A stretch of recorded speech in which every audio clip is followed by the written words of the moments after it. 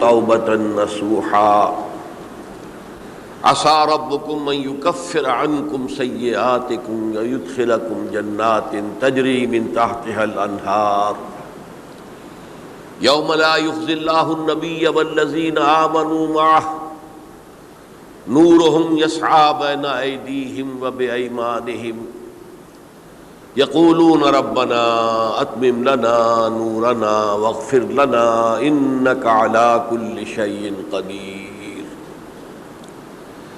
وقال عز وجل كما ورد في سورة النور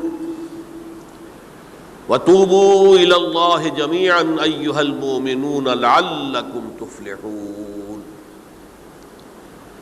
وقال جل وعلا كما ورد في سورة الزمر قل يا عبادي الذين أسرفوا على أنفسهم لا تقنطوا من رحمة الله إن الله يغفر الذنوب جميعا صدق الله العظيم. رب اشرح لي صدري ويسر لي أمري واحلل عقدة من لساني يفقهوا قولي. اللهم ربنا ألهمنا رشدنا وأعذنا من شرور أنفسنا. اللهم أرنا الحق حقا وارزقنا اتباعه وأرنا الباطل باطلا وارزقنا اجتنابه. اللهم وفقنا أن نتوب إليك توبة نصوحا آمین یا رب العالمین. آپ میں سے بہت سے حضرات کے علم میں ہوگا اخباری اطلاع کی بنیاد پر کہ میری آج کی گفتگو کا موضوع ہے توبہ کی عظمت اور اس کی تاثیر. اس کا پس منظر یہ ہے کہ پچھلے کئی مہینوں سے میری تقریر جو ہے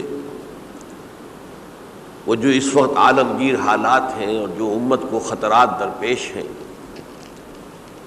اور اس کے ضمن میں جو پیشین گوئیاں احادیث نبویہ میں موجود ہیں، جو میں کم سے کم یوں سمجھیے کہ 25 برس سے بیان کرتا آ رہا ہوں، لیکن اب وہ چشم سر کے سامنے آ رہی ہیں. پہلے وہ صرف یہ کہ انسان کو علمی اعتبار سے معلوم تھی، اب وہ صورتحال آنکھوں کے سامنے ہے. تو اس پر چونکہ گفتگو ہوتی رہی، لیکن ہر مرتبہ گفتگو کا اختتام اس پر ہوا کہ اس کا علاج کیا ہے، بچنے کا راستہ کون سا ہے. تو عام طور پر ایک لفظ پر توبہ، البتہ اس میں انفرادی توبہ، اجتماعی توبہ. انفرادی توبہ سے انسان اپنے گناہوں کی سزا سے بچ جاتا ہے. آخرت میں اللہ تعالیٰ اسے اپنے عفو و درگزر کا، اپنی رحمت کا، اپنے فضل کا مستحق قرار دے دیتا ہے. لیکن دنیا میں قوم کی حالت نہیں بدلتی جب تک اجتماعی توبہ نہ ہو. اس اجتماعی توبہ کے ضمن میں مختصراً تو میں نے کچھ باتیں عرض کی ہیں، لیکن پھر بھی چونکہ ہر مرتبہ گفتگو کے اختتام پر یہ بات آتی تھی اور وقت ختم ہو رہا ہوتا تھا، لہذا اس کے بارے میں تفصیل سے گفتگو نہیں ہو سکتی. تو آج میں نے طے کیا کہ جو حالات ہیں وہ تو اب سامنے آ رہے ہیں. جو سلسلہ شروع ہو گیا ہے عراق میں، جس کے بارے میں شیرون صاحب یہ کہہ چکے ہیں کہ عنقریب عراق پر ہمارا قبضہ ہوگا، یعنی امریکہ کا نہیں، اسرائیل کا قبضہ ہوگا. اور یہ بات بھی اب سامنے آ چکی ہے کہ مڈل ایسٹ کا پورا نقشہ بدل دینے کا پروگرام ہے. یہ جو مڈل ایسٹ کے ممالک ہیں یہ کب وجود میں آئے تھے؟ پچھلی صدی، 20ویں صدی میں جو پہلی جنگ عظیم ہوئی، اس سے پہلے یہ پورا علاقہ سلطنت عثمانیہ میں تھا، خلافت عثمانیہ کے تحت. پورا شمالی افریقہ، پورا یہ مغربی ایشیا، حجاز سمیت سارا معاملہ ایک سلطنت، ایک ملک، خلافت کے تحت. پہلی جنگ عظیم کے بعد پھر حصے بکھرے کیے انہوں نے، جیسے کہ مال غنیمت کو بیٹھ کر بعد میں تقسیم کیا جاتا ہے کہ اس عالم عرب کے جو ہیں اب ٹکڑے ٹکڑے کر دو اور انہیں باہم تقسیم کر دو. مصر، عراق یہ برطانیہ، شام، الجزائر یہ فرانس کا، لیبیا اطالویوں کا، آگے ہسپانویوں کا۔ یہ سارے ٹکڑے جو ہوئے تھے اور ملک بنے تھے، یہ تو اس وقت کی بندربانٹ تھی۔ اسی طرح اب کہا جا رہا ہے کہ اس جنگ کے بعد حقیقت میں مڈل ایسٹ کا نقشہ تبدیل کر دیا جائے گا۔ یہ صرف چینج آف ریجیم نہیں ہے، چینج آف ریجن ہے، علاقے کا۔ اور اس کو ہم اپنی اصطلاح میں جب کہیں گے تو گویا کہ ایک عظیم تر اسرائیل کے قیام کا منصوبہ ہے جس پر عمل کا آغاز ہو گیا۔ ورنہ اس جنگ کی کوئی وجہ سمجھ میں نہیں آتی، کوئی جرم ثابت نہیں ہوا صدام کا۔ پہلی خلیج کی جنگ میں تو اس کا جرم ثابت تھا، اس نے کویت پر حملہ کیا تھا۔ اس وقت تو کوئی جرم سرے سے ہے ہی نہیں۔ ان کے اپنے معائنہ انسپیکٹر جا کر بتاتے رہے کہ کچھ نہیں دیکھا ہم نے، وہاں کچھ نہیں پایا۔ اس حوالے سے سوچئے کہ کیا جواز، کوئی جواز پوری دنیا میں یہ بات تسلیم کی جاتی ہے کہ بلا جواز حملہ ہے، اور کس قدر شدت سے ہے، کتنی طاقت سے ہے، کتنی قوت سے ہے، کتنی فوجیں آئی ہیں، کتنے جو ہے خلیج کے اندر جہاز کھڑے ہوئے ہیں جن پر سے کہ ہوائی جہاز اڑتے ہیں، کتنے چھوٹے چھوٹے جہاز کھڑے ہوئے ہیں، کہاں کہاں سے حملے ہو رہے ہیں۔ تو اصل میں وہ کتاب الملاحم کے اندر حضور نے جن خبروں کی پیشن گوئی کی تھی وہ اب ہمارے سامنے ہے۔ اسی طرح پاکستان کا معاملہ ہوتے ہوتے رفتہ رفتہ ہمارے گرد گھیرا تنگ ہو رہا ہے۔ ہم پر ایک الزام تو وہ کہتے ہیں کہ آپ چاہے لاکھ دفعہ قسم کھا لیں ہم نہیں مانیں گے، شمالی کوریا کو ایٹمی صلاحیت جو ہے وہ آپ نے فراہم کی، ہمارے پاس ثبوت ہے۔ اس کے بدلے میں ان سے میزائل ٹیکنالوجی آپ نے لی ہے، ہمارے پاس ثبوت ہے۔ اور آپ کشمیر میں کراس بارڈر انفلٹریشن اور ٹیررزم کو روک نہیں سکے، آپ نے نہیں روکا ہے۔ اور یہ جو ہے فنڈامنٹلسٹ جو ہیں آپ کے ملک میں سر اٹھا رہے ہیں، 2 صوبوں میں ان کی حکومتیں بن گئی ہیں، اس سے تو اندیشہ ہے کہ کہیں ایٹمی صلاحیت جو ہے آپ کی وہ ان کے ہاتھ میں نہ چلی جائے، پھر تو وہ القاعدہ اور ٹیررسٹ کے حوالے پہنچ جائے گی۔ لہٰذا حالات جو ہیں بہت دگرگوں ہیں، اور یہی وجہ ہے کہ اس کا عکس ہمیں نظر آتا ہے بھارت کا جو طرز عمل ہے اس وقت، جس طرح تھریٹننگ انداز اس کا اس وقت ہے، اتنا اس سے پہلے کبھی نہیں تھا۔ وہ کہتے ہیں کہ جو اصول امریکہ نے اختیار کیا ہے کہ جس ملک سے مستقبل میں کوئی اندیشہ ہے اس پر پہلے سے حملہ کرنے کا حق حاصل ہے ہمیں، یہ نہیں کہ اس کا کوئی جرم ثابت ہو، ہمیں اندیشہ ہے لہذا ہمیں حملہ کرنے کا حق حاصل ہے، تو اسی طرح پھر ہمیں بھی پاکستان کے اوپر حملہ کرنے کا حق حاصل ہے۔ بہرحال میں ان میں اب زیادہ وقت صرف نہیں کرنا چاہتا، یہ چیزیں تو اب رائٹنگ آن دی وال کی حیثیت سے ہماری نگاہوں کے سامنے ہیں۔ آج میں چاہتا ہوں کہ اس توبہ کے موضوع پر کچھ عرض کروں، اور اس میں بھی ایک خاص بات جس کی طرف کہ میرا ذہن حال ہی میں منتقل ہوا ہے، وہ آج اس میں یوں سمجھیے کہ اضافی طور پر آپ کے سامنے رکھوں گا۔ دیکھیے، توبہ کے بارے میں قرآن مجید میں بے شمار آیات ہیں، اور توبہ جو ہے ہماری دینی تعلیمات کا ایک اہم ستون ہے۔ میں نے ابھی صرف 3 مقامات سے آیات آپ کو سنائی ہے۔ یا ایھا الذین آمنوا توبوا الی اللہ توبۃ نصوحا، اہل ایمان اللہ کی جناب میں توبہ کرو خلوص کے ساتھ، اخلاص کے ساتھ، توبۃ النصوح، زبانی کلامی نہیں، توبہ کی تسبیح نہیں، بالفعل توبہ۔ عسیٰ ربکم ان یکفر عنکم سیئاتکم، امید ہے تمہارا رب تمہاری برائیوں کو تم سے دور کر دے گا۔ یہ توبہ کی تاثیر ہے۔ اگر آپ کے اخلاق اور کردار میں کوئی غلط شے شامل تھی، اللہ تعالیٰ آپ کے کردار کے دامن کو دھو دے گا، اور آپ کے اعمال نامے میں اگر دھبے لگے ہوئے تھے تو اللہ تعالیٰ ان دھبوں کو بھی دھو ڈالے گا۔ عسیٰ ربکم ان یکفر عنکم سیئاتکم ویدخلکم جنات تجری من تحتہا الانہار، اور تمہیں داخل کرے گا ان باغات میں جن کے دامن میں ندیاں بہتی ہوں گی۔ یوم لا یخزی اللہ النبی والذین آمنوا معہ، وہ دن جس دن اللہ تعالیٰ اپنے نبی کو رسوا نہیں کرے گا، معاذ اللہ ثم معاذ اللہ۔ اور نبی کے ساتھ ہی ان کو بھی کہ جو ان کے ساتھ ایمان لائے. نورہم یسعی بین ایدیہم و بایمانہم، ان کا نور ان کے سامنے طرف اور داہنی طرف دوڑتا ہوا ہوگا. نور ایمان قلب سے پھوٹ رہا ہوگا اور وہ سامنے روشنی ڈالے گا، اور نور اعمال صالحہ داہنے ہاتھ کی طرف سے چونکہ عمل کرتے ہیں نیک ہم، تو وہاں سے نور ظاہر ہوگا جو دنیا میں اعمال کی شکل میں کمایا گیا تھا. اور اس وقت یہ اہل ایمان کہتے ہوں گے یقولون ربنا اتمم لنا نورنا واغفر لنا، اے اللہ ہمارے نور کو کامل فرما دے. اس کا پس منظر یہ ہے کہ ظاہر بات ہے کہ ایمان کے درجات بھی بے شمار ہیں. کہاں ابو بکر صدیق کا ایمان، کہاں ایک عام صحابی کا ایمان، کہاں ہم جیسے غیر صحابہ عام مسلمانوں کا ایمان، کہ نسبت خاک رابع عالم پاک، اسی نسبت سے اس نور کی انٹینسٹی ہوگی. حضور نے فرمایا کچھ لوگوں کا نور تو اتنا ہوگا کہ وہ مدینے سے صنعاء تک اس کی روشنی پہنچ رہی ہوگی، یمن کے دارالحکومت تک. اور کچھ لوگوں کا نور اتنا ہوگا کہ صرف ان کے قدموں کے آگے روشنی ہو جائے گی، جیسے ٹارچ ہوتی ہے آپ کے ہاتھ میں. تو ظاہر بات ہے کہ اگر آپ کو رات کے وقت جنگل سے گزرنا ہو اور پگڈنڈی ہو کوئی اور اندھیری شب ہو، تو آپ کے لیے وہ ٹارچ بھی کس قدر بڑی غنیمت ہے کہ آدمی دیکھ لیتا ہے کہ سامنے سانپ ہے، کیا ہے، گڑھا ہے، کھائی ہے، کیا ہے. تو اس روز وہ جن کو وہ ٹارچ نصیب ہو گئی وہ بھی بہت خوش قسمت، بہت خوش قسمت، بہت خوش قسمت ہوں گے. لیکن ان کا کیا کہنا جن کا نور مدینے سے صنعاء تک پہنچ رہا ہو.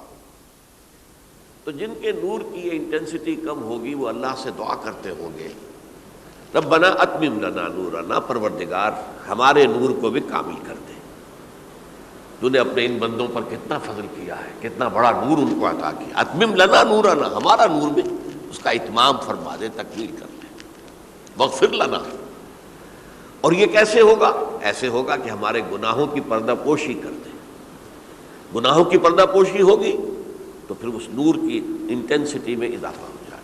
واغفر لنا انک علی کل شیء قدیر، یقیناً تو ہر شے پر قادر ہے. پھر میں نے آپ کو آیت سنائی سورہ نور کی، یہ آیت نمبر 31 بڑی طویل آیت ہے، اس کا آخری ٹکڑا ہے وَتُوبُوا إِلَى اللَّهِ جَمِيعًا أَيُّهَا الْمُؤْمِنُونَ لَعَلَّكُمْ تُفْلِحُونَ، اے ایمان والو اللہ کی جناب میں سب مل جل کر توبہ کرو تاکہ تم فلاح پاؤ. یہ گویا کہ اجتماعی توبہ کا جو میں نے آپ کے سامنے اصطلاح بیان کی ہے، یہ اس کا نقشہ ہے. اور ایک اور آیت جو میں نے آپ کو سنائی سورہ زمر کی آیت نمبر 53. بعض لوگوں پر کچھ مایوسی طاری ہو جاتی ہے، ہم اتنے عرصے سے گناہ کرتے چلے آ رہے ہیں، کیسے معافی ہوگی، کیسے ممکن ہے، کیسے چھٹکارا ملے گا. ایسے لوگوں کے لیے ان کے اطمینان کے لیے، ان کی دلجوئی کے لیے، ان کی تسلی کے لیے یہ آیت عظیم ترین آیات میں سے قرآن مجید کی. قل یا عبادی الذین اسرفوا علی انفسہم، اے نبی کہہ دیجئے اے میرے وہ بندو جنہوں نے اپنی جانوں پر ظلم کیا ہے، ظلم اٹھایا ہے، زیادتی کی ہے. تم اگر گناہ کرتے رہے ہو تو اپنی جان پر ظلم کیا ہے، میرا تو کچھ نہیں بگاڑا. اللہ تو غنی ہے، اس کی تو سلطنت میں کوئی کمی نہیں آتی. ایک حدیث قدسی میں الفاظ آئے ہیں میرے بندو اگر تم سب کے سب اولکم و آخرکم و انسکم و جنکم، تمام انس و جن اور اولین سے لے کر آخرین تک کسی بدترین انسان جیسے فاسق و فاجر ہو جائیں، سب ابلیس بن جائیں، تب بھی میری سلطنت میں کوئی کمی نہیں ہوگی. اور اگر تم سب کے سب اولین و آخرین اور انس اور جن سب مل کر جو متقی ترین انسان ہو سکتا ہے ویسے بن جاؤ، ابو بکر صدیق بن جاؤ، تب بھی میری سلطنت میں کوئی اضافہ نہیں ہوگا. تو اللہ تعالیٰ کا تو کچھ بگڑتا نہیں ہے. انسان گناہ کرتا ہے تو اپنا نقصان کرتا ہے. قل یا عبادی الذین اسرفوا علی انفسہم، کہہ دیجئے اے نبی اے میرے وہ بندو جنہوں نے اپنی جانوں پر ظلم کیا ہے، ستم کیا ہے، ظلم اٹھایا ہے، لا تقنطوا من رحمت اللہ. میں آج بعض حدیثیں اس موضوع پر آپ کو سناؤں گا، عجیب چشم کشا حدیثیں ہیں. میں نے چونکہ اس موضوع پر گفتگو کرنی تھی تو میں نے کچھ اس مرتبہ احادیث کا تفحص کیا، تو واقعہ یہ ہے کہ بعض احادیث پڑھ کر خود میری جو ہے میرے علم میں اضافہ ہوا، ادھر میری توجہ آج تک نہیں گئی تھی۔ لا تقنطوا من رحمت اللہ، اللہ کی رحمت سے مایوس مت ہو۔ ان اللہ یغفر الذنوب جميعا، اللہ تعالیٰ تمام کے تمام گناہ معاف کر دے گا۔ اللہ تعالیٰ کی قدرت ہے، اللہ کا اختیار ہے، اللہ کا فیصلہ ہے، لہذا مایوس نہ ہو، اصلاح کرو۔ احادیث تو میں بعد میں آپ کو سناؤں گا، اس سے پہلے اس کا فلسفہ سمجھ لیجئے اصل میں کیا ہے۔ دیکھیے، ایک ہے طبیعی اعمال، فزیکل،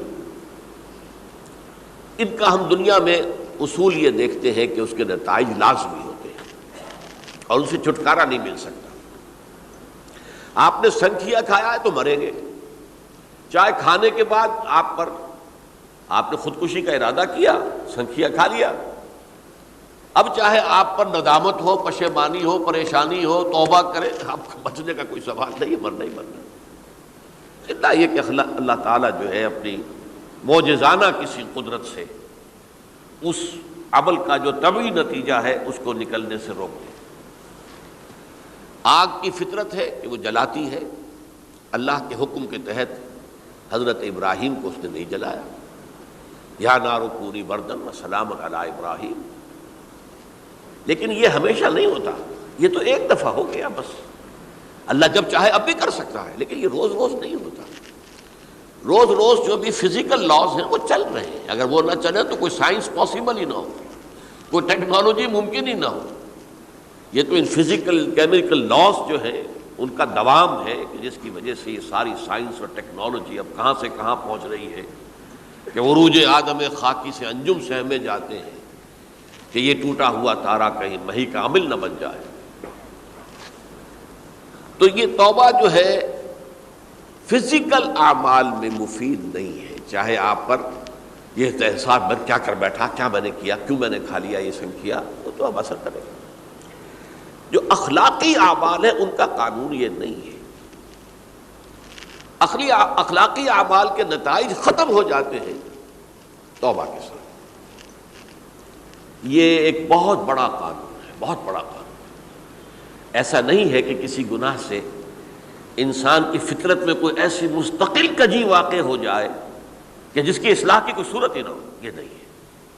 بڑے سے بڑے گناہ، بڑے سے بڑے گناہ توبہ کرو، خلوص دل سے کرو، جو اس کے اصول ہیں، جو اس کے قواعد ہیں، جو اس کے ضوابط ہیں، جو اس کی شرائط ہیں، ان کو پورا کرو۔ تو بڑے سے بڑے اعمال، برے سے برے اعمال، میں حدیثیں آج آپ کو سناؤں گا، حیران کو، کیونکہ عام طور پر یہی ہوتا ہے کہ مواعظ میں چونکہ لوگوں کو اصلاح کی ترغیب دلانی ہوتی ہے تو وہ جو انذار کا پہلو ہے اسے زیادہ نمایاں کیا جاتا ہے۔ اللہ کی طرف سے شدید ذو انتقام، اللہ انتقام لینے والا ہے، اللہ سزا دینے والا ہے۔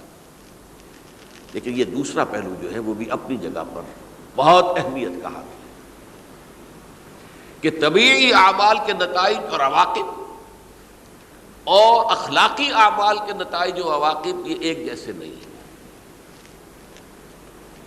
اب اس معاملے میں تاریخ مذاہب عالم میں جو بہت بڑی غلطی ہوئی، بہت بڑی غلطی ہوئی، بہت بڑی غلطی ہوئی، تورات میں حضرت آدم اور حوا علیہ السلام سے جو غلطی اور خطا ہو گئی تھی، آپ اندازہ کیجئے کیا مقام اللہ نے عطا کیا تھا، سارے فرشتوں کو ان کے سامنے سجدہ کروا دیا تھا، اور ایک ہی حکم تو دیا تھا نا کہ اس درخت کے قریب نہ جانا، اور تو ابھی کوئی شریعت نہیں تھی، کوئی لمبے چوڑے احکام نہیں تھے، کھاؤ جہاں سے چاہو، اس ایک درخت کے پیچھے پاس نہ جانا، وَلَا تَقْرَبَا هَٰذِهِ الشَّجَرَةَ فَتَكُونَا مِنَ الظَّالِمِينَ۔ اور وہی کام کر بیٹھے حضرت آدم اور حضرت حوا علیہ السلام۔ کتنا بڑا گناہ، کتنا بڑا گناہ، کتنا بڑا گناہ۔ لیکن قرآن نے وضاحت کر دی کہ آدم نے توبہ کی، اللہ نے معاف کر دیا۔ اللہ تعالیٰ سے کلمات سیکھے، ندامت دل میں پیدا ہو گئی حضرت آدم کو، لیکن الفاظ نہیں تھے کن الفاظ میں اللہ سے معافی مانگوں، مجھ سے خطا ہو گئی، بہت بڑی غلطی ہو گئی۔ وہ الفاظ بھی اللہ نے سکھائے، فتلقى آدم من ربہ کلمات، یہ ہے جس میں کہ وہ علامہ اقبال کا ایک شعر ہے ان کے نوجوانی کے دور کا، جس پر میں بھول رہا ہوں کہ داغ دہلوی تھے یا کوئی اور تھے کہ جنہوں نے علامہ سے کہا تھا میاں اس عمر میں اور یہ شعر، اس بڑی محفل میں بات آئی تھی کہ موتی سمجھ کے شان کریمی نے چن لیے قطرے جو تھے میرے عرق انفعال کے۔ انفعال کہتے ہیں عربی میں پشیمانی، شرمندگی، اور عام طور پر جب کسی انسان پر پشیمانی اور شرمندگی طاری ہوتی ہے تو پیشانی جو ہے اس پر کچھ پسینہ سا آتا ہے۔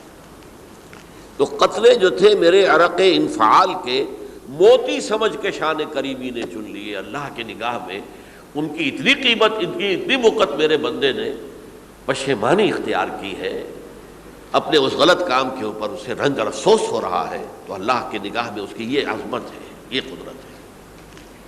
تو اللہ تعالیٰ نے جب حضرت آدم کے دل میں وہ پشیمانی پیدا ہو گئی تو الفاظ نہیں تھے، کن الفاظ میں؟ ہم کہتے ہیں نا کہ مجھے سمجھ نہیں آ رہا کہ میں کس منہ سے آپ سے بات کروں، میری یہ حیثیت نہیں ہے میں کن الفاظ میں اپنی جو ہے خطا کا اعتراف کروں۔ تو اللہ نے وہ کلمات خود سکھا دیے، فتلقى آدم من ربہ کلمات فتاب علیہ انہ هو التواب الرحیم۔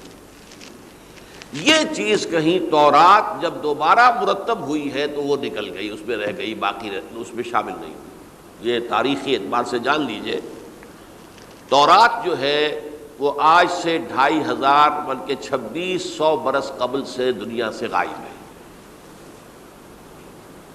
یہ تورات کا جو نسخہ تھا یروشلم میں 587 قبل مسیح میں جب نبوکدنضر نے، شاید آج کل آپ دیکھ رہے ہوں یہ عراق کی جنگ میں عراق کے جو خاص ڈویژنز ہیں عراقیوں کے ریپبلکن گارڈز کے، ان میں سے ایک کا نام جو ہے وہ نبوکدنضر ڈویژن ہے، ایک کا حمورابی ڈویژن ہے۔ حمورابی جو ہے عراق کا بہت پرانا بادشاہ تھا اور تاریخ انسانی میں سب سے پہلا قانون اس نے مرتب کیا تھا، حمورابی۔ یہ بہت پرانی تہذیب ہے، دنیا کی غالباً سب سے زیادہ اینشنٹ تہذیب جو ہے وہ عراق کی ہے۔ حضرت ابراہیم یہی پیدا ہوئے شہر عور میں۔ تو نبوکدنضر نے جب تباہ کیا تھا یروشلم کو، 6 لاکھ آدمیوں کو قتل کیا اور 6 لاکھ کو قیدی بنا کر لے گیا بیبیلونیا، بابل کا لفظ بھی آج کل آ رہا ہے۔ کسی زمانے میں وہ عظیم شہر تھا دنیا کا، اب وہ معمولی سا شہر رہ گیا ہے، نئے شہر بڑھ گئے۔ تو اس وقت سے اس نے جب یروشلم میں جو ہیکل سلیمانی حضرت سلیمان کی بنائی ہوئی مسجد تھی اس کو جب گرایا ہے، اس کے بعد سے وہیں پر وہ نسخہ رکھا ہوا تھا تورات کا، پھر دنیا میں وہ نسخہ اب نہیں ہے۔ یہودیوں کا کہنا ہے کہ موجود ہے مسجد اقصیٰ کے نیچے، وہ جب اس نے گرایا تھا تو جو نیچے تہخانے تھے وہ نہیں گرے تھے، وہ محفوظ رہتے، اوپر ملبہ آ گیا، اور وہیں پر وہ تورات اور وہ تابوت سکینہ جس میں حضرت موسیٰ کا عصا بھی رکھا ہوا ہے اور بہت سے وہ من اور سلوہ کے بھی کچھ نمونے رکھے ہوئے ہیں، وہ تابوت سکینہ اس کا قرآن مجید میں سورہ بقرہ میں ذکر ہے، وہ بھی موجود ہے، اور جو ربائی وہاں اس وقت تھے ان کے علماء، ان کی لاشیں بھی وہاں پڑی ہوئی ہیں۔ وہ جب ہم کھدائی کریں گے تو دنیا میں سامنے آ جائے گی۔ لیکن بہرحال اس وقت جو مجھے کہنا تھا وہ یہ کہ چونکہ اصل تورات اس وقت گم ہو گئی، 150 سال کے بعد اسے پھر یادداشتوں سے کچھ مرتب کیا گیا تو اس میں غلطیاں پیدا ہو گئی۔ اب انسانی یادداشت کا معاملہ آ گیا نا، انہی میں سے ایک بڑی غلطی یہ ہوئی، اومیشن یہ ہوئی کہ حضرت آدم نے جو توبہ کی اور اللہ نے قبول فرما لیا، اس کا ذکر اس میں نہیں۔ اس سے نتیجہ عیسائیوں نے کیا اختیار کیا کہ وہ اوریجنل سن کہتے ہیں اسے، وہ جو ابتدائی گناہ تھا عظیم جو ہمارے جد امجد آدم سے سرزد ہوا تھا، اس گناہ کا اثر جو بھی بچہ نسل آدم میں پیدا ہوتا ہے وہ لے کر آتا ہے۔ یہ زمین و آسمان کا فرق ہے۔ اسلام کے نزدیک ہر بچہ جو پیدا ہوتا ہے وہ معصوم ہے، بلکہ مسلم ہے۔ کل مولود یولد علی الفطرہ، جو بھی بچہ پیدا ہوتا ہے وہ فطرت اسلام پر پیدا ہوتا ہے۔ فَأَبَوَاهُ يُهَوِّدَانِهِ أَوْ يُمَجِّسَانِهِ أَوْ يُنَصِّرَانِهِ، یہ تو والدین ہیں اس کے جو اسے مجوسی یا عیسائی یا یہودی بنا لیتے ہیں، ورنہ وہ تو مسلمان ہوتا ہے، فطرت کی کلین سلیٹ لے کر آتا ہے۔ عیسائیت کہتی ہے کہ ہر انسان جو پیدا ہوتا ہے بنیادی طور پر گناہگار ہے، اپنے جد امجد کے گناہ کا بوجھ لے کر آ رہا ہے۔ اب اس کا علاج انہوں نے پھر کیا تجویز کیا، یہ ہے کہ ایک غلطی پر دوسری غلطی اور دوسری پر تیسری غلطی، خشت اول چون حد معمار کج، تاثریہ بھی رود دیوار کج۔ اب اللہ نے جب دیکھا اب تو ہر بندہ جو ہے آدم کی اولاد کا بنیادی طور پر پیدائشی طور پر گناہ گار ہے، تو اب کیا کیا جائے؟ تو اللہ نے اپنا اکلوتا بیٹا، صلبی بیٹا مسیح یسوع اسے زمین پر بھیجا۔ یہ الفاظ میرے ہیں کہ اسے قربانی کا بکرا بنا کر اور ان سب کی طرف سے قبول کر لیا، گناہ گاروں کی طرف سے، کہ ان کے گناہ کا کفارہ ہو جائے گا جو عیسیٰ کو مان لے۔ یہ عقیدہ ہے عیسائیت کا۔ جڑ کیا ہے کہ گناہ ہو گیا تو گناہ کا اثر تو رہے گا۔ قرآن یہ کہتا نہیں، اللہ دھو دیتا ہے، تمہاری سیرت و کردار کے اوپر بھی جو داغ ہیں دھل جائیں گے، اور تمہارے نامہ اعمال میں جو دھبے ہیں وہ بھی دھل جائیں گے۔ توبہ کرو، توبوا الی اللہ توبۃ نصوحا، کرو وہ توبہ کے جو بالکل خلوص دل کے ساتھ ہو۔ اب میں ذرا آپ کو کچھ احادیث سنانا چاہتا ہوں۔ ایک طرح کا یہ تبشیر کا پہلو ہے آج ہماری گفتگو میں کہ جو نمایاں ہوگا۔ یہ بعض احادیث تو چھوٹی چھوٹی ہیں اور یہ بہت مرتبہ میری گفتگو میں آ چکی ہیں، صرف اس وقت حوالہ دے کر گزر جاؤں گا۔ یہ ترمذی اور ابن ماجہ میں حضرت انس ابن مالک رضی اللہ تعالی عنہ سے روایت ہے، حضور نے فرمایا کل بنی آدم خطاؤون وخیر الخطائین التوابون، تمام بنی آدم خطا کار ہیں، خطا کار بھی نہیں، بہت خطا کار ہیں، بہت خطا کار ہیں، لیکن ان خطا کاروں میں بہتر لوگ وہ ہیں کہ جو خوب توبہ کرتے ہیں، غلطی ہو گئی توبہ کر لیں۔ اور ایک اور حدیث میں آپ کو بتاؤں گا کہ یہ نہیں ہے کہ پھر کبھی وہ غلطی نہ ہو، اس وقت آپ یہ لگا لیں اپنے اوپر یہ کام میں نے نہیں کرنا، اور ایک دفعہ وہ کام چھوڑ دیں تو توبہ ہو گئی۔ پھر اگر کچھ عرصے کے بعد پھر کہیں آپ جذبات کی رو میں بہہ گئے، پھر کہیں کوئی برے اثرات جو ہے وہ پڑے، پھر غلطی، کوئی بات نہیں، پھر توبہ کرو، پھر ہو گیا پھر توبہ کرو۔ تواب اسی لیے کہا بار بار بار بار بار بار توبہ کرنے والے۔ تو کل بنی آدم خطاؤون وخیر الخطائین التوابون۔ دوسری حدیث یہ بھی ابن ماجہ اور بہقی میں ہے، حضرت عبداللہ ابن مسعود رضی اللہ تعالی عنہ، التائب من الذنب کمن لا ذنب لہ، گناہ سے توبہ کرنے والا ایسے ہے جیسے اس نے کبھی گناہ کیا ہی نہیں۔ دھل جاتی ہے، تختی دھل گئی، بچے نے تختی لکھی تھی اس کو دھو دیا، ختم ہو گئی۔ ایک حدیث تو پڑھ کر میں بھی چونکا، یہ اصل میں اسلوب ہے بیان کا، بتانے کے لیے کہ تمہارے دلوں کے اندر مایوسی کا غلبہ نہ ہو جائے۔ مایوس اصل میں جو ہے مایوسی یہ ابلیسیت ہے، نوٹ کر لیجئے اس کو۔ مایوسی ابلیسیت کی کا عکس ہے۔ مبلس کہتے کسے جو مایوس ہو گیا؟ ابلیس سب سے بڑھ کر مایوس جو ہے وہ ابلیس ہے۔ اسے معلوم ہے میرا چھٹکارا تو نہیں ہے، لہذا میں جتنوں کو اپنے ساتھ لے کر جہنم میں جھونک دوں یہی میری کمائی ہے، میں نے تو بچنا نہیں۔ تو ابلیس کہتی ہے اس کو جو انتہائی مایوس، مبلس، جو رحمت خدا بندی سے مایوس ہو چکا۔ اب اس کو دور کرنے کے لیے حدیث سنیے، اور یہ حدیث مسلم شریف کی ہے، صحیحین کے اندر، حضرت ابو ہریرہ سے۔ حضور فرماتے ہیں والذی نفسی بیدہ، قسم ہے اس ذات کی جس کے ہاتھ میں میری جان ہے، لو لم تذنبوا، اگر تم لوگ گناہ نہ کرتے، لذهب اللہ بکم، تو اللہ تعالیٰ تمہیں لے جاتا کہیں اور، وَلَجَاءَ بِقَوْمٍ يُذْنِبُونَ، اور پھر کسی ایسی مخلوق کو پیدا کرتا ہے جو گناہ کرتے، فَيَسْتَغْفِرُوا اللَّهَ، اور پھر وہ اللہ سے استغفار کرتے اور توبہ کرتے فَيَغْفِرُ لَهُمْ، اور اللہ تعالیٰ انہیں معاف کر دیتا۔ تو میں نے عرض کیا کہ یہ بعض چیزیں ہوتی ہیں کہ جن کا واقع سے کوئی تعلق نہیں ہوتا، لیکن ایک زور بیان کے لیے، ایک بات کو ایمفیسائز کرنے کے لیے، جیسے قرآن مجید میں آتا ہے، اے نبی کہہ دو ان کان للرحمن ولد فانا اول العابدین، اگر اللہ کا کوئی بیٹا ہو تو میں سب سے پہلے میں اس کو پوجوں گا۔ جب میں اللہ کو پوجتا ہوں تو اللہ کا اگر کوئی بیٹا ہوتا تو کیا میں اسے نہ پوچھتا؟ لیکن نہیں ہے۔ اب یہ نہیں ہے، نفی کے لیے زور دیا کہ اگر اللہ کا کوئی بیٹا ہوتا، لو کان للرحمن ولد فانا اول العابدین۔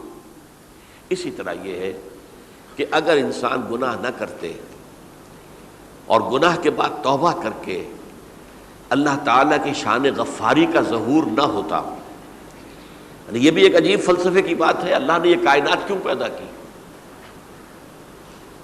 قرآن مجید میں اس کو براہ راست ایڈریس نہیں کیا گیا اس مسئلے کو، میرے علم کی حد تک۔ ہو سکتا ہے کہیں بہت خفی انداز میں ہو اور ابھی تک میری نگاہ سے بھی جو ہے وہ چھپا رہ گیا، ہو سکتا ہے قرآن مجید کے غامض نکات ایسے ہو سکتے ہیں۔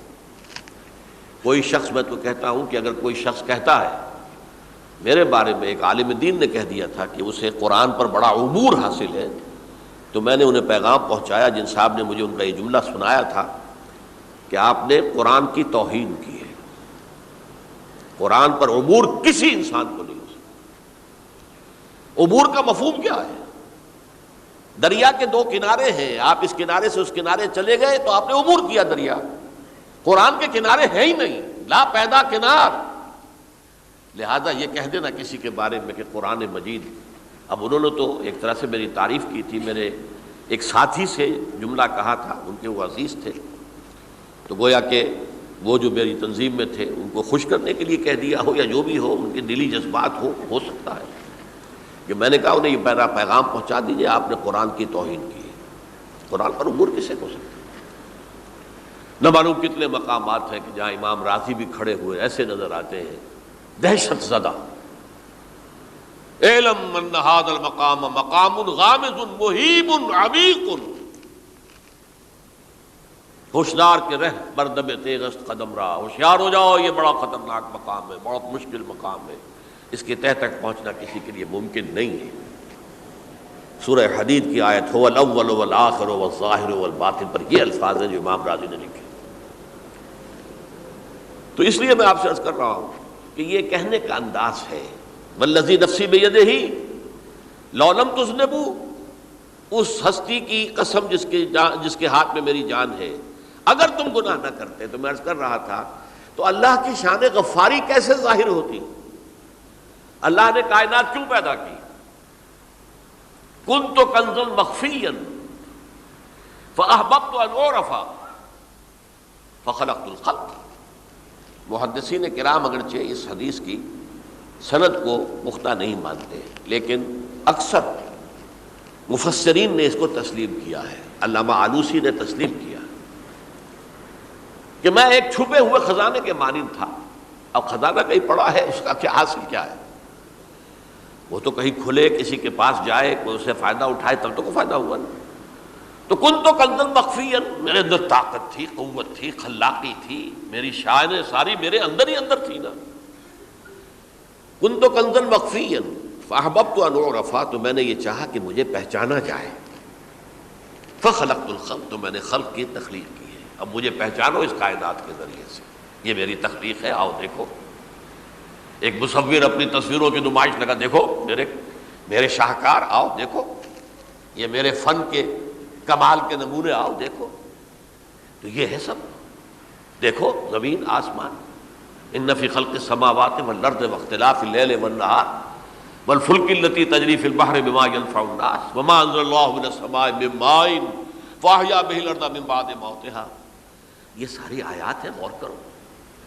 اور اسی لیے انسان کو پیدا کیا جس میں یہ فیکلٹی آف اپریسیشن، اللہ کے حسن و جمال و کمال کو پہچاننے کی صلاحیت ہے۔ ورنہ ظاہر بات ہے کہ یہ جمادات کیا پہچانیں گے اللہ کو؟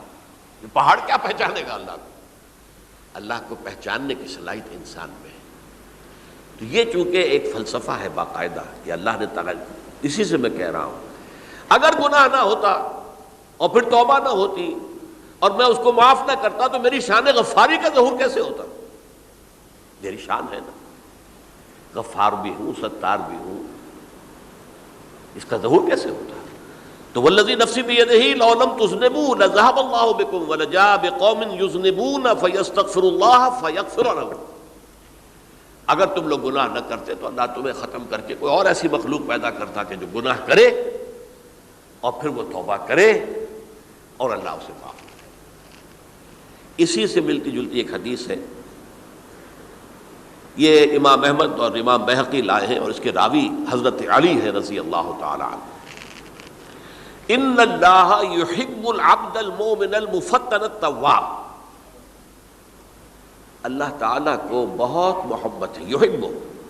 اب دیکھیے ایک طرف وہ آیات ذہن میں لائیے، اللہ تعالیٰ کن سے محبت کرتا ہے؟ واللہ یحب المحسنین، یا وہ لوگ ان اللہ یحب الذین یقاتلون فی سبیلہ صفا کانہم بنیان مرصوص، اللہ محبت کرتا ہے اپنے ان بندوں سے جو اس کی راہ میں جنگ کرتے ہیں صفے باندھ کر، گویا سیسا پلائی ہوئی دیوار ہے۔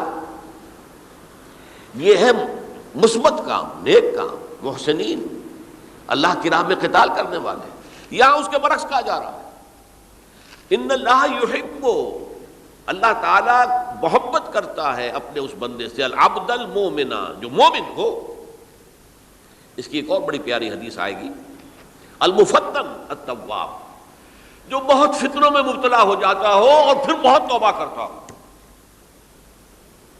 مفتن التواب، لیکن ساتھ ہی پلٹتا ہو، رجوع کرتا ہو، پھر اللہ کے حضور میں حاضر ہوتا ہو، پھر معافی مانگتا ہو۔ اللہ تعالیٰ کو اپنا ایسا بندہ بہت پسند ہے۔ اب میں کچھ اور حدیثیں آپ کو سنا رہا ہوں۔ توبہ کا دروازہ دو اعتبارات سے کہا گیا ہے کہ ایک وقت آنے پر بند ہو جاتا ہے۔ ایک حدیث کے تو الفاظ میں نوٹ کر کے نہیں لایا ہوں کہ اللہ تعالیٰ نے توبہ کا ایک دروازہ اتنا چوڑا کھلا رکھا ہوا ہے کہ جس کو عبور کرنا جو ہے وہ سال ہا سال میں ممکن ہو، اور یہ بند نہیں ہوتا جب تک کہ سورج مغرب سے طلوع نہ ہو جائے۔ یہ قیامت کی جو آخری، قریب قیامت کی جو آخری نشانیاں ہیں ان میں سے وہی حدیث میں آپ کو سنا رہا ہوں، عن ابی ہریرہ رضی اللہ تعالی عنہ، اور یہ مسلم شریف کی روایت ہے، من تاب قبل ان تطلع الشمس من مغربها تاب اللہ علیہ، سورج کے مغرب سے طلوع ہونے سے قبل تک جو لوگ توبہ کریں گے اللہ تعالیٰ ان کی توبہ قبول کر لے گا۔ البتہ جب وہ قیامت کی وہ نشانی ظاہر ہو جائے کہ سورج مغرب سے طلوع ہو رہا ہے، اب دروازہ توبہ کا بند ہے۔ اب اس کے بعد اگر توبہ کوئی کرتا ہے تو اللہ تعالیٰ اس کی توبہ کو قبول نہیں کرے گا۔ یہ تو اجتماعی سطح پر ہوئی، انفرادی سطح پر۔ عن عبداللہ ابن عمر رضی اللہ تعالی عنہما عن النبی صلی اللہ علیہ وسلم قال ان اللہ عز وجل یقبل توبۃ العبد ما لم یغرغر۔ یہ ترمذی میں ہے، حضرت عبداللہ ابن عمر رضی اللہ تعالی عنہما سے، کہ اللہ تعالیٰ اپنے بندے کی توبہ قبول کرتا ہے جب تک کہ وہ جسے ہم کہتے ہیں گھنگرو نہ بولنے لگے حلق کے اندر، جبکہ نزع، عالم نزع ہو اور جان جو ہے وہ آ کر پھر یہاں اٹکتی ہے، تو اس وقت تک دروازہ کھلا ہے توبہ کا۔ لیکن جب یہ شکل ہو گئی تو دروازہ بند۔ یہ انفرادی سطح پر ہو گیا، جب آپ کے موت کے آثار اتنے واضح ہو گئے کہ اب جا رہے ہیں، اب توبہ کریں گے تو توبہ قبول نہیں ہوگی۔ اجتماعی سطح پر جب قیامت جو ہے اس کی وہ گھڑی آ گئی کہ سورج مغرب سے طلوع ہو گیا، اب توبہ کا دروازہ بند۔ ایک اور حدیث ہے جو میں نے بہت مرتبہ اس کا ترجمہ تو آپ کو بہت دفعہ سنایا ہے، آج میں چاہتا ہوں اس کو پورے متن کے ساتھ آپ کے سامنے رکھوں۔ یہ حضرت انس بن مالک رضی اللہ تعالی عنہ سے مروی روایت ہے، جو حضور کے خادم خاص تھے، اور یہ متفق علیہ بھی ہے، یعنی بخاری میں بھی ہے، مسلم میں بھی ہے، لیکن تھوڑا سا فرق ہے الفاظ کا۔ تو جو مسلم شریف کی روایت ہے اس کے الفاظ کیا ہے؟ للہ اشد فرحا بتوبۃ عبدہ حین یتوب الیہ، جان لو اللہ تعالیٰ کو زیادہ خوشی ہوتی ہے اپنے کسی گناہ گار بندے کی توبہ سے جب کہ وہ توبہ کرتا ہے۔ کس سے زیادہ ہوتی ہے؟ اب اس کی ایک تمثیل دی، من احدکم، ایک ایسے شخص سے بھی زیادہ بڑھ کر خوشی ہوتی ہے، کان علی راحلتہ بارض الفلات، کہ جو بہت ہی دور دراز کے اور سنسان علاقے میں سفر کر رہا تھا، فانتحرفت منہ، اس کی سواری جو ہے گم ہو گئی، وعلیہا طعامہ وشرابہ، اسی پر اس کا کھانا بھی تھا اور پانی بھی تھا، اونٹنی پر سفر کر رہا تھا، اسی پر ہوتا ہے راحلہ جو ہے راستے کا سامان، اچانک کہیں بیٹھا ہے تھوڑی دیر کے لیے سستانے کے لیے، کہیں اونگ آ گئی اور اونٹنی صاحبہ غائب ہو گئی۔ اب آنکھ کھلی اور اس نے دیکھا، فَأَيَّسَ مِنْهَا، تلاش کر کر کے مایوس ہو گیا، کہیں اونٹنی کا سراغ نہیں۔ اب ظاہر بات ہے کسی صحرا میں یہ کیفیت، اس کا مطلب کیا ہے؟ یقینی موت۔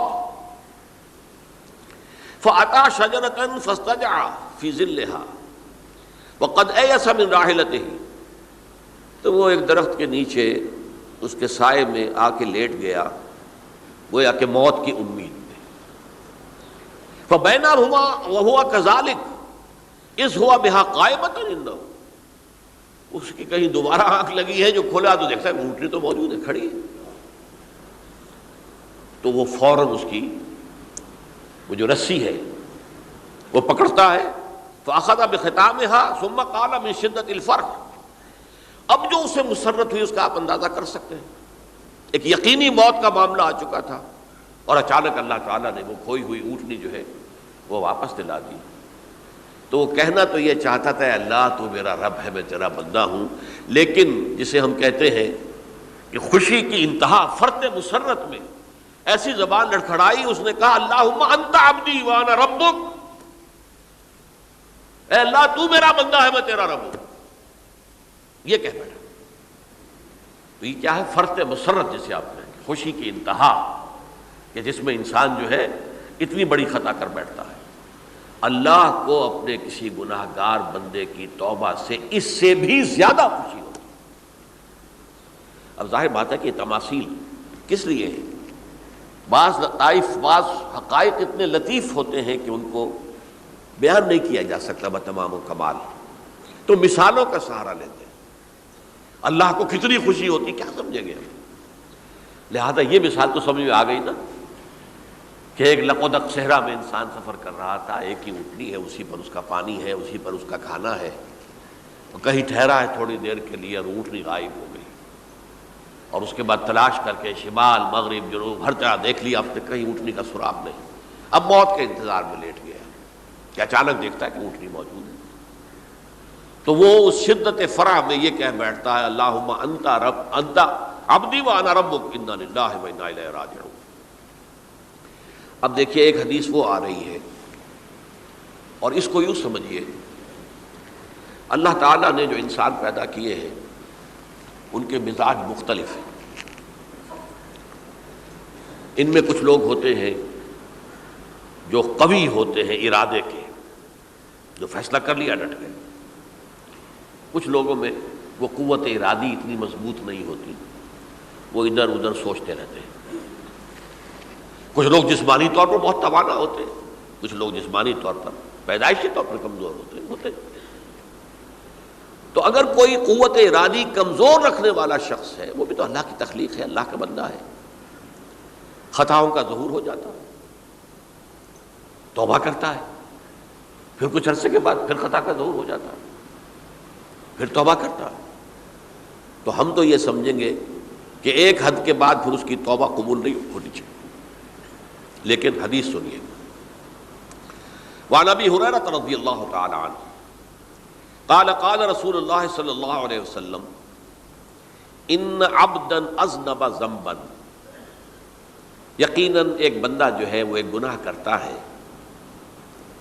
فقال، پھر وہ کہتا ہے رب اے میرے پروردگار اذنبت فاغفر لی، مجھ سے گناہ ہو گیا ہے، مجھے معاف فرما دے۔ فقال ربہ، تو پروردگار یہ کہتا ہے اعلم عبدی ان لہ ربا یغفر الذنب ویاخذ بہ، میرا یہ بندہ یہ جانتا ہے کہ اس کا ایک رب ہے جو گناہ معاف بھی کر سکتا ہے اور سزا دے بھی سکتا ہے۔ کیا معنی ہوئے؟ گناہ اس نے کیا ہے لیکن جانتا ہے اللہ کو کہ وہ معاف بھی فرما سکتا ہے، تبھی تو وہ اللہ سے معافی کی درخواست کر رہا ہے۔ اس کے اس جاننے کی بنیاد پر، اس کے اس علم کی بنیاد پر، اس کے اس ایمان کی بنیاد پر فرمایا غفرت لعبدی، میں نے اپنے بندے کو معاف کر دیا۔ ثم مکث ما شاء اللہ، پھر وقت گزرا جتنا کہ اللہ نے چاہا۔ ثم اذنب ذنبا، پھر اس سے گناہ ہو گئے۔ فقال رب اذنبت ذنبا فاغفر، پھر کہتا ہے پروردگار مجھ سے گناہ ہو گیا، پھر مجھے معاف فرما دے۔ فقال ربہ، اللہ فرماتا ہے علم عبدی ان لہ ربا یغفر الذنب ویاخذ بہ، میرا بندہ ہے نا جو جانتا ہے کہ اس کا ایک رب ہے، ایمان باللہ اس کے اندر ہے، تبھی تو پکار رہا ہے، اور یہ بھی جانتا ہے کہ وہ گناہ معاف بھی کر سکتا ہے اور چاہے تو پکڑ بھی سکتا ہے، سزا بھی دے سکتا ہے۔ تو فرمایا، اللہ تعالیٰ فرماتے ہیں میں نے فرمایا کہ میں نے معاف کر دیا۔ ثم مکث ما شاء اللہ، پھر ایک عرصہ گزرا اس کے بعد۔ ثم اذنب ذنبا، پھر اس نے گناہ کیا۔ قال رب اذنبت ذنبا آخر، اس نے کہا پروردگار میں نے تو پھر ایک اور گناہ کر دیا، فاغفر لی، مجھے بخش دے۔ فقال اعلم عبدی ان لہ ربا یغفر الذنب ویاخذ بہ، میرا بندہ جانتا ہے نا کہ اس کا ایک رب ہے جسے وہ پکار رہا ہے، کہ اور وہ جانتا ہے کہ اسے اختیار حاصل ہے کہ چاہے تو بخش دے اور چاہے تو پکڑ لے۔ اس کے اس علم، اس ایمان کی بنیاد پر میں نے اسے معاف کر دیا۔ ایک اور حدیث، میں نے چونکہ اس گفتگو کے لیے ان احادیث کا تفحص کیا ہے، یہ تو بہت ہیں حدیثیں، میں نے ان میں سے کچھ چنی ہیں۔ ہمارے بعض واعظ ناصح وہ بھی کسی شخص کو روکتے رہے، برائیوں سے روکتے رہے، نہیں رکتا، تو کہیں غصے میں آ کے اللہ تجھے کبھی معاف نہیں کرے گا۔ یہ کتنا بڑا جرم ہے، اس کا اندازہ کیجئے اس حدیث سے۔ تم میرے بندے کو میری رحمت سے مایوس کر رہے ہیں، کتنا بڑا جرم ہے، اس کا اندازہ کیجئے۔ یہ مسلم شریف کی روایت ہے، عن جندب، حضرت جندب رضی اللہ تعالی عنہ سے، ان رسول اللہ صلی اللہ علیہ وسلم حدث، کہ اللہ کے رسول صلی اللہ علیہ وسلم نے ایک واقعہ بیان کیا، ان رجلا قال، کہ ایک شخص نے یہ کہا، واللہ لا یغفر اللہ لفلان، کہ خدا کی قسم اللہ تعالیٰ فلاں شخص کو کبھی معاف نہیں کرے گا۔ وَأَنَّ اللَّهَ تَعَالَى قَالَ، اس پر اللہ تعالیٰ نے یہ فرمایا، مَنْ ذَا الَّذِي يَتَعَلَّىٰ عَلَيَّ، یہ کون ہے جو میرے اوپر حکومت کرنے والا آ گیا، جو میری طرف سے حکم لگا رہا کہ میں کبھی معاف نہیں کروں گا۔ مَنْ ذَا الَّذِي، کون ہے وہ شخص، الَّذِي يَتَعَلَّىٰ عَلَيَّ اَنِّي لَا أَغْفِرُ لِفُلَانٍ، کہ میں فلاں شخص کو کبھی معاف نہیں کروں گا۔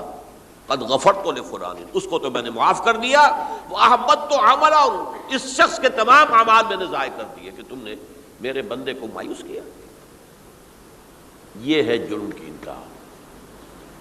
تو توبہ کی دعوت دیتے رہو، توبہ کے لیے لوگوں کو آمادہ کرتے رہو، توبہ جو ہے اس کے لیے ترغیب دیتے رہو، اللہ تعالیٰ معاف فرمانے والا۔ اب آخری حدیث سنا رہا ہوں، یہ تو بہت ہی عجیب حدیث ہے اور متفق علیہ، یہ بخاری اور مسلم دونوں میں۔ حضرت ابو سعید الخدری رضی اللہ تعالی عنہ جو ہے وہ اس کے راوی ہیں۔ حضور نے فرمایا، کانا فی من کانا قبلکم رجل قتل 99 نفسا، تم سے پہلے جو امت تھی بنی اسرائیل، گویا کہ ان کا ذکر ہے، اس میں ایک آدمی ایسا تھا جس نے 99 قتل کیے تھے۔ اب آپ اندازہ کیجئے کتنا بڑا گناہ کبیرہ ہے قتل. قرآن مجید میں آتا ہے فَكَأَنَّمَا قَتَلَ النَّاسَ جَمِيعًا. اگر ایک انسان کو بھی ناحق قتل کر دیا گیا تو یہ ایسی ہے گویا کہ اس نے پوری نوع انسانی کو قتل کر دیا. اس نے 99 قتل کیے. فَهَلْ لَهُ مِن تَوْبَةٍ. پھر اس کے بعد یہ ہوا کہ اس کے اندر توبہ کا جذبہ پیدا ہوا. فَسَأَلَ عَنْ أَعْلَمِ أَهْلِ الْأَرْضِ. تو اس نے پھر سوال کیا، لوگوں سے پوچھا کہ زمین میں رہنے والوں میں کون سب سے بڑا عالم ہے. فَدُلَّ عَلَى رَاهِبٍ. تو اسے بتایا گیا فلاں راہب فلاں جگہ پر ہے، وہ بہت نیک ہے، بڑا عالم ہے. فَأَتَاهُ. وہ اس کے پاس آیا.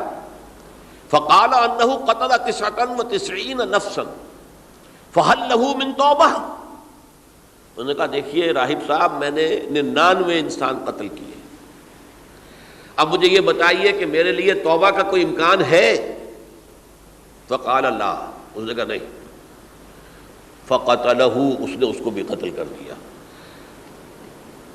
فکمل بہ 100. اپنی سینچری مکمل کر لی، مطلب 99 کے بعد ایک ہی کسر تھی، اس کو بھی قتل کیا، 100 پورے کر لیے. ثم سأل عن عالم اہل الارض. پھر اس نے پوچھا کوئی اور، کوئی بڑے عالم انسان ہو. فدل علی رجل عالم. پھر اس کی رہنمائی کی گئی ایک بڑے عالم شخص کی طرف. فقال انه قتل 100 نفس. تو اس نے وہاں جا کر کہا کہ میں 100 انسان ہلاک کر چکا ہوں، قتل کر چکا ہوں. فهل له من توبہ. میرے لیے توبہ کا کوئی امکان ہے؟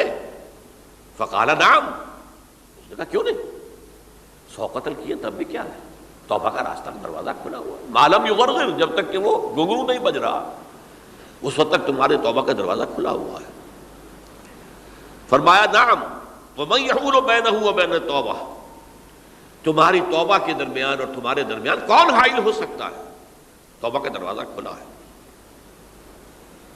لیکن ساتھ ہی کہا انطلق الی ارض کذا و کذا. اب تم ایسے کرو، جہاں تم رہتے ہو وہاں نہ جاؤ واپس، وہاں کا ماحول اچھا نہیں ہے، معاشرہ اچھا نہیں ہے، ہو سکتا ہے کہ تم توبہ پر قائم نہ رہ سکو. تم فلاں جگہ چلے جاؤ، وہاں اچھے لوگ آباد ہیں، ان میں جا کر رہو. فإن بها أناسا يعبدون اللہ تعالی. وہاں ایسے لوگ آباد ہیں جو اللہ کی بندگی کرتے ہیں. فاعبد اللہ معهم. تو تم ان کے ساتھ مل کر اللہ کی بندگی اور پرستش کرو. ولا ترجع الى ارضک. اپنی زمین کی طرف، اپنے وطن میں واپس مت جاؤ. فإنها ارض سوء. وہ بری جگہ ہے. فانطلقا. تو وہ چل پڑا، ہجرت کر رہا ہے، اس جگہ جا رہا ہے جہاں کا راہب نے بتایا تھا. حتی اذا نصف الطریق. جب آدھا راستہ اس نے پورا کر لیا، اتاہ الموت. موت آ گئی. فاختصمت فیہ ملائکۃ الرحمت و ملائکۃ العذاب. اب وہ جہنم کے فرشتے بھی آ گئے اس کی جان قبض کرنے کو، اور جنت کے بھی آ گئے. فقالت ملائکۃ الرحمہ. رحمت والے جو فرشتے ہیں جنت والے، انہوں نے کہا جا تائبا مقبلا بقلبہ للہ تعالی. یہ شخص توبہ کر کے اللہ تعالیٰ کی طرف ہجرت کر رہا تھا، اس لیے اس کی نیت کی بنیاد پر اب یہ جنتی ہے، لہذا اس کی روح ہم قبض کریں گے.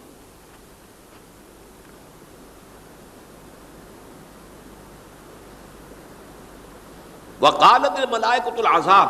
اور وہ جو عذاب والے فرشتے ہیں وہ کہیں گے انہ لم یعمل خیرا قط. اس نے توبہ کے بعد کوئی نیک عمل تو کیا ہی نہیں، تو کس بنیاد پر اس کو تم جنت میں لے جاؤ گے؟ اس کو تو دوزخ میں جانا چاہیے. فاتاہ ملک فی صورت آدمی.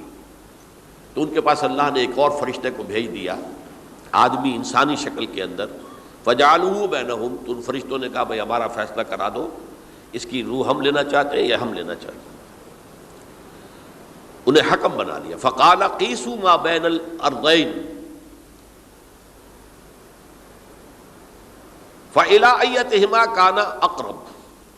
کہ تم فاصلہ ناپ لو، جہاں سے وہ چلا ہے اور جہاں جا رہا تھا اور یہاں اس کی موت ہو رہی ہے، تو کون سا فاصلہ زیادہ ہے. جب ناپا گیا، بلکہ ایک حدیث میں آتا ہے کہ اس پر اللہ نے زمین کو جو ہے حکم دے دیا، ایک طرف والی زمین تو سکڑ جا، دوسری والی جو ہے تو پھیل جا، تاکہ وہ جو جدھر جو جا رہا تھا وہ زیادہ قریب ہو جائے بنسبت اس کے کہ جہاں سے وہ چلا تھا. تو اس فیصلے پر پھر جو فرشتے تھے، جو کہ رحمت کے فرشتے تھے، وہ اس بندے کو لے گئے جنت کے اندر۔ یہ ہے توبہ کی عظمت اور اس کی تاثیر۔ اب آئیے اجتماعی توبہ کا طریقہ کار جو میں نے بہرحال بیان کیا ہے۔ پہلے افراد توبہ کریں اور صحیح توبہ کریں۔ صحیح توبہ کیا ہے؟ ہماری زندگیوں میں کوئی حرام شے ہے فوراً نکال باہر کریں۔ ہماری معاشرت میں اور اس معاشرے میں رہتے ہوئے جو قانون ہے جس کے ہم پابند ہیں، ہم کسی زانی کو رجم نہیں کر سکتے، ناممکن ہے، یہ تو قانون ہی بنے گا تب ہوگا نہیں۔ ہم کسی چور کا ہاتھ نہیں کاٹ سکتے، تو قانون بنے گا تو ہوگا۔ تو ہم جن چیزوں پر عمل نہیں کر سکتے قانوناً، ان کے علاوہ باقی پوری شریعت جس پر عمل کیا جا سکتا اس پر عمل پیرا ہو جائے۔ سود میں بند نہیں کر سکتا، بینکوں کو میں آگ نہیں لگا سکتا، اور بینکوں کو آگ لگا دیں گے تب بھی سود تو ختم نہیں ہوگا، لیکن یہ تو کر سکتا ہوں نا کہ براہ راست سود میں ملوث نہ ہوں، سود پر قرضہ لے کر اپنا کاروبار نہ چمکاؤں نہ بڑھاؤں، سود پر قرضہ لے کر اپنے مکان نہ اونچا کروں، یہ تو کر سکتا ہوں۔ تو کم سے کم جو ڈائریکٹ کسی نے قانون نہیں بنایا کہ لازم ہے آپ پر کہ آپ سودی قرضہ لیں اور اپنی بلڈنگ عالی شان بنا لیں، کسی نے نہیں کیا۔ یہ اگر کر رہے ہیں تو آپ مجرم ہیں۔ آپ کے معاشرے میں کوئی قانون نہیں بنا کہ پردہ ختم، برقع حرام، مصر یہ ترکی میں تو کر دیا گیا تھا، برقع حرام، وہاں تو سر کو اوپر جو ہے ڈھانپنا جو ہے، سکارف لینا بھی ممنوع ہے، یہاں تو نہیں ہے۔ پھر یہاں جنہوں نے چھوڑا ہے مجرم خود ہے۔ یہاں تو اللہ کا شکر ہے کوئی ایسا مصطفیٰ کمال پیدا آج تک نہیں ہوا ہے کہ جس نے ان چیزوں کا حکم دیا۔ ہاں ترغیب ہے، ذرائع ابلاغ کے ذریعے سے، فحاشی ہے، عریانی ہے، لیکن چوز آپ خود کرتے ہیں، فیصلے کا اختیار آپ کا اپنا ہے۔ تو جن چیزوں کے اندر بھی گناہ سے بچنے کا امکان ہے اس کو عملاً ترک کیا جائے۔ اور نمبر 2، عزم مصمم کر لیا جائے کہ اللہ اب بقیہ زندگی جتنی بھی ہے اس میں اپنی توانائیاں، اپنی قوتیں، اپنی صلاحیتیں صرف کروں گا تیرے دین کی تبلیغ اور تیرے دین کے قائم کرنے کی جد و جہد۔ عزم مصمم۔ یہ لوگ اگر 14 کروڑ میں 14 لاکھ بھی ہو جائیں، بہرحال 2-4 کی توبہ کرنے سے ملک کی قسمت نہیں بدلتی۔ معتدب تعداد کے اندر جو ہے یہ لوگ اگر ایسے ہو جائیں اور پھر یہ کہ وہ مل کر اگر زور لگائیں تو واقعتاً اس ملک کے اندر شریعت اسلامی کا نفاذ ہو سکتا ہے، اللہ کا نظام قائم کیا جا سکتا ہے۔ یہ ملک بنایا اسی لیے گیا تھا۔ تو یہ توبہ کا جو ہے اجتماعی توبہ کا یہ پوری تفصیل تو میں بارہا بیان کر چکا ہوں۔ آج جو میں نے کہا تھا کہ ایک بات کی طرف میرا ذہن حالیہ منتقل ہوا ہے، اس سے پہلے نہیں ہوا۔ یہ توبہ کرنے والے لوگ جب تک 14 لاکھ نہیں ہیں، 1400 ہی ہوں، لیکن یہ اگر دعا کریں گے اللہ تعالیٰ کے خلوص کے ساتھ تو ان کی دعا قبول ہوگی۔ دعا بہت بڑی شے ہے۔ الدعاء مخ العبادہ، ٹھیک ہے، بڑا لمبا راستہ لگتا ہے یہ کہ 14 لاکھ انسان توبہ کرے یا 2 لاکھ یا 3 لاکھ انسان توبہ کرے، صحیح معنی میں توبہ کرے، اور پھر وہ جمع ہو، ایک طاقت بنے، تن من دھن لگانے کے لیے، جانے دینے کے لیے تیار ہو جائیں، تو لگتا ہے یہ کہ کافی لمبا ہے کہ دراز و دور دیدم رہو رسم پارسائی، یہ تو بڑا لمبا راستہ ہے۔ اسی سے لوگ کہتے ہیں کہ پھر کیا حل ہوا؟ یہ تو حل جو ہے تو کوئی عملی حل تو نہیں ہوا۔ اس میں میرا ذہن منتقل ہوا ہے دعا، اجیب دعوت الداعی اذا دعان امن یجیب المضطر اذا دعاہ۔ بھلا وہ کون ہے جو کسی مضطر کسے کہتے ہیں؟ ایک شخص نہایت پریشان حال ہو گیا ہو، نہایت پریشان حال، اور میں اللہ کو پکارے، پروردگار تو میری دستگیری فرما۔ اللہ کسی اور طرف مجھے کوئی توقع نہیں رہی، کوئی نہیں رہا جس سے مجھے کوئی امید ہو۔ یہ مضطر اضطرار کی حالت میں آ کر جب بالکل بے چین ہو کر اللہ کو پکارتا ہے تو اللہ اس کی دعا قبول کرتا ہے۔ اور دعا کی حد یہاں تک بھی آتے ہیں الفاظ کہ لا یرد البلاء قضاء الا بالدعاء. تقدیر الہی کو بھی اس لیے دو حصوں میں تقسیم کیا گیا. تقدیر مبرم، ایک تو اللہ کا وہ فیصلہ ہے جو ٹل نہیں سکتا کسی صورت میں. ایک تقدیر معلق ہوتی ہے تو صحیح اللہ کا فیصلہ، لیکن اس میں تبدیلی ہو سکتی ہے. یہ جو تقدیر معلق ہوتی ہے اس میں دعا انتہائی مؤثر شے ہے. لا يرد البلاء الا لا يرد القضاء الا بالدعاء. قضا جو ہے وہ نہیں بدل سکتی سوائے دعا کے. اس دعا کی تو کم سے کم ہم منادی کریں، لیکن پہلے شرط وہی ہے، ورنہ وہ دعا نہیں ہے، ورنہ وہ توبہ نہیں ہے. توبہ صحیح ہو، حرام سے اپنے وجود کو، اپنے گھر کو پاک کریں، اس کے بغیر کچھ نہیں. اس کے بغیر تو جیسے کہ کہا گیا سورہ مائدہ میں قل یا اہل الکتاب لستم علی شیء حتی تقیموا التوراۃ والانجیل. اے نبی ان سے کہہ دیجئے اے اہل کتاب تمہاری کوئی حیثیت اللہ کی نگاہوں میں نہیں ہے، تمہاری کوئی دعا اللہ کے ہاں قابل پذیرائی نہیں ہے جب تک کہ تم تورات اور انجیل کو قائم نہیں کرتے. لہذا دعائیں تو نہ بنو. 30 لاکھ آدمی جو ہے حج کے موقع پر کیسی کیسی دعائیں مانگتے ہیں. کہاں جا رہی ہیں دعائیں؟ کہاں ہیں ان کی قبولیت کے آثار؟ توبہ صحیح ہو. اور توبہ کے بارے میں آج میں نے امکانی حد تک آپ کے سامنے آج ترغیب و تشویق کا پہلو رکھا ہے. مایوسی، اس کو کہا بھی جاتا ہے مایوسی کفر ہے. اور میں نے آپ سے کہا آج کہ لا تقنطوا من رحمت اللہ ان اللہ یغفر الذنوب جميعا. 99 قتل کیے ہوں، 100 قتل کیے ہوں، تب بھی توبہ کرو گے تو اللہ توبہ قبول فرمائے گا. اور کس شان کے ساتھ قبول فرمائے گا اس حدیث کے اندر آیا، متفق علیہ حدیث صحیح بخاری اور صحیح مسلم کے اندر ہے. تو اگر ہم اس توبہ کی منادی کریں نمبر 1، اور جو لوگ توبہ کریں صحیح معنی میں، ایک طرف تو وہ جد و جہد شروع کر دیں اللہ کے دین کے قائم کرنے کی جد و جہد، اس میں پیچھے نہ رہیں، لیکن اس اثناء میں جو دعائیں وہ کریں گے اللہ تو نے یہ ملک ہمیں عطا کیا تھا، ہم نے اپنے زور بازو سے اسے نہیں حاصل کیا. یہ سلطنت خدا داد پاکستان ہے، اور اے اللہ اے خاص ہے خاصان رسول وقت دعا ہے، امت پہ تیری آ کیا جب وقت پڑا ہے. میں اپنے احساسات جو ہیں آپ کے سامنے الفاظ میں بیان نہیں کر سکتا. یہ جب یروشلم کی تباہی ہوئی تھی جس کا میں نے ذکر کیا ہے، 6 لاکھ انسان قتل ہوئے تھے، اور 6 لاکھ کو نبوکدنضر جو تھا وہ ہانک کر بھیڑوں بکریوں کی طرح بیبیلونیا لے گیا تھا. اس سے پہلے کتنے ہی نبی اہل کتاب کے وہ کہتے رہے تھے کہ ہوش کرو توبہ کر لو. بلکہ ایک جگہ کے الفاظ یہ ہیں درخت کی جڑ پر کلہاڑا رکھا جا چکا ہے، اب بھی ہوش میں آ جاؤ. ہوش میں نہیں آئے. دنیا پرستی جو بھی ان کے نفس پرستی جو بھی ان کے اوپر مسلط ہو چکی تھی، اس نے انہیں توبہ نہیں کرنے دی. تباہی و بربادی ہو گئی. آج ہماری نگاہوں کے سامنے عراق کے ساتھ کیا ہو رہا ہے، بغیر اس کے کہ کوئی جرم ہو سکا، بغیر اس کے. ہم تو بڑے بڑے جرم کر چکے ہیں ان کی نگاہ میں. نان پرولیفریشن ٹریٹی جو ہے اس کے خلاف ہمارا عمل جا رہا ہے. پوری دنیا کے اندر انہوں نے کہا کہ ہم اس کو ایٹمی صلاحیت کو نہیں پھیلنے دیں گے. وہ ایک خاص وقت میں افغانستان میں انہیں ہماری ضرورت تھی، اپنے اصل دشمن USSR اپنے مقابل کی طاقت کو ختم کرنے کے لیے. اس وقت انہوں نے اپنا منہ جو ہے پھیر لیا تھا، نہیں دیکھا تھا، اور ہمارے ہاں اللہ کی یہ رحمت آ گئی کہ ایٹمک صلاحیت بھی حاصل ہو گئی. اور پوری دنیا میں شاہ عبداللہ نے کہا تھا، پرنس عبداللہ نے، کہ یہ آپ کا نہیں ہے. یہ جو نواز شریف صاحب سے جب اس کا ہم نے دھماکہ کیا ہے، یہ بم آپ کا نہیں ہے، یہ پوری امت مسلمہ کا بم ہے.